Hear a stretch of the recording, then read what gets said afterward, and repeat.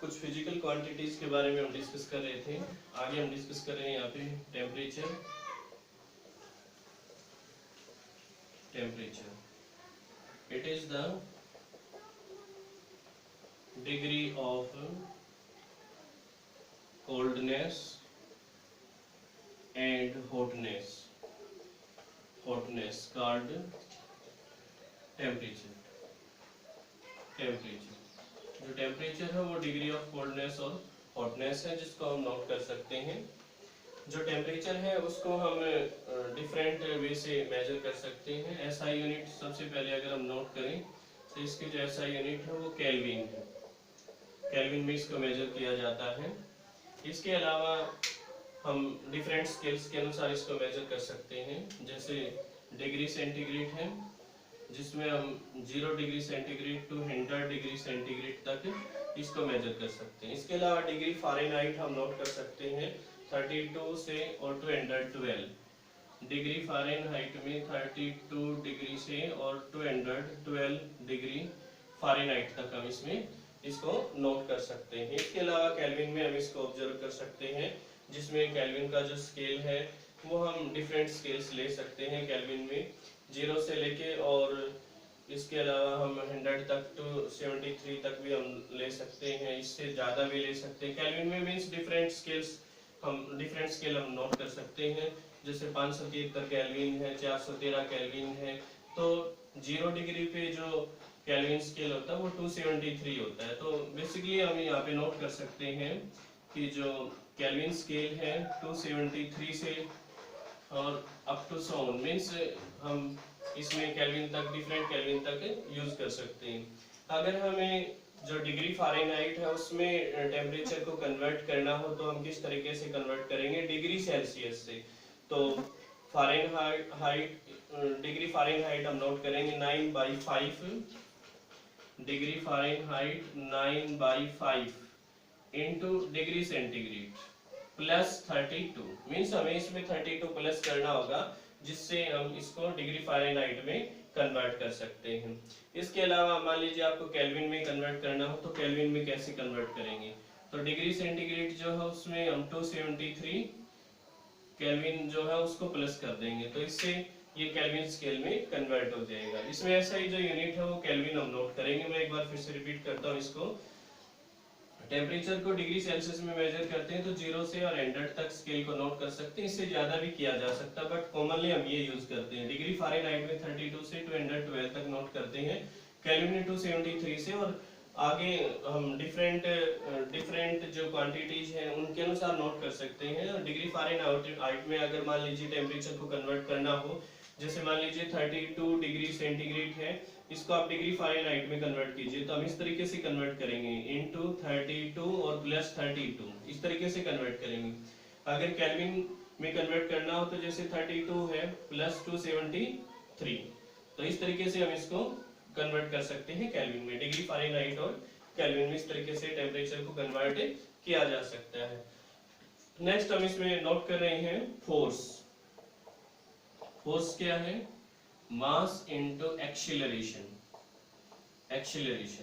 सो मास की जो unit note करते हैं वो हम किलोग्राम नोट करते हैं, और इनटू ये मीटर पर सेकंड स्क्वायर नोट करते हैं, तो ये हो जाएगा किलोग्राम मीटर पर सेकंड स्क्वायर। ये हम इसकी यूनिट नोट कर सकते हैं फोर्स की।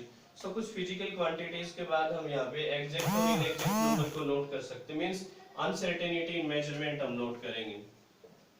अनसर्टेनिटी इन मेजरमेंट हम यहाँ पे नोट कर सकते हैं एग्जैक्ट और इनएग्जैक्ट नंबर। और इनएग्जैक्ट नंबर ऐसे नंबर होते हैं जो फिक्स होते हैं, और इनएग्जैक्ट जो फिक्स नहीं होते हैं। एग्जैक्ट नंबर की अगर हम बात करें तो जैसे the number in which fix quantity is present,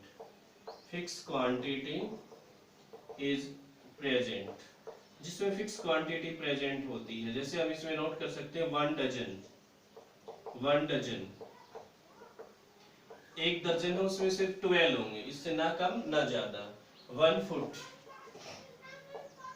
12 inch, तो इससे ना कम ना ज्यादा, मीन्स इसमें फिक्स क्वांटिटी है और इनएग्जैक्ट नंबर में फिक्स नहीं होती। The number in which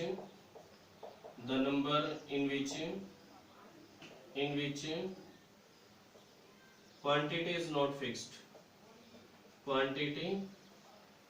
not fixed, जिसमें क्वांटिटी जो है वो फिक्स नहीं होती।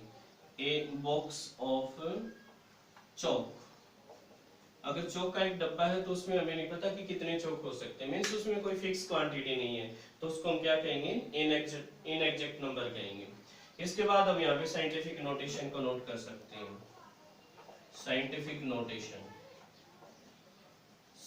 नोटेशन में जो लार्ज क्वांटिटी जो होती है उनको हम डेसिमल पॉइंट के अनुसार नोट कर सकते हैं। जैसे हम नोट करेंगे 239562925, अगर इस वैल्यू का हमें सॉर्ट आउट करना हो तो ये काफी लार्ज वैल्यू है, तो इसको सॉर्ट आउट करने के लिए या न्यूमेरिकल एप्टीट्यूड में पुट अप करने के लिए हम डेसिमल पॉइंट का यूज करेंगे 2.3।